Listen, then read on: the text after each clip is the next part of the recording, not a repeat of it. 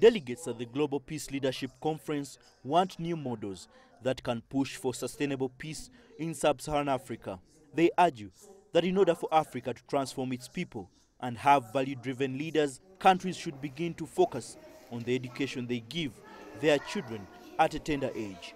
We have tried many things before, and some have worked, some not so. But the point of the matter is that we have about 20 crisis situations on the African continent, and we need to think innovatively, but also look also at our morals and values and how they impact our leadership, the leadership that we're providing.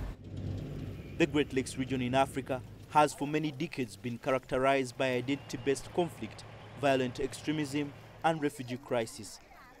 But Uganda's Prime Minister says that while it is the responsibility of every nation to take concrete actions for the promotion of peace, a collective action against conflict is critical.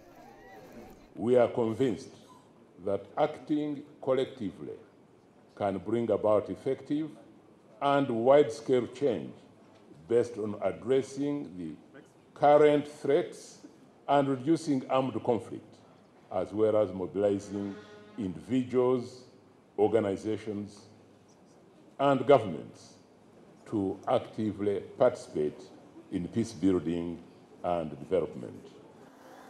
On the entrepreneurship side, the business community wants African governments to promote trade and investment rather than aid as a catalyst for peace.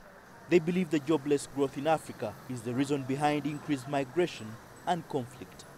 When there is no money in somebody's pocket, peace cannot be there.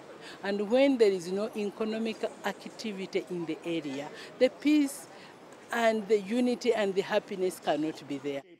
The Global Peace Leadership Conference in Kampala has brought together resource persons from the academia, civil society, policy makers, the private sector, and religious leaders to jointly build consensus on the responses towards interrelated national, regional, and international challenges.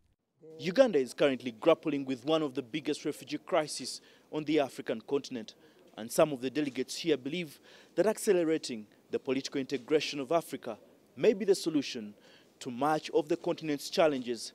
The task is now on the leaders of the Great Lakes region to show interest in fast-tracking the process to achieve the much-needed peace.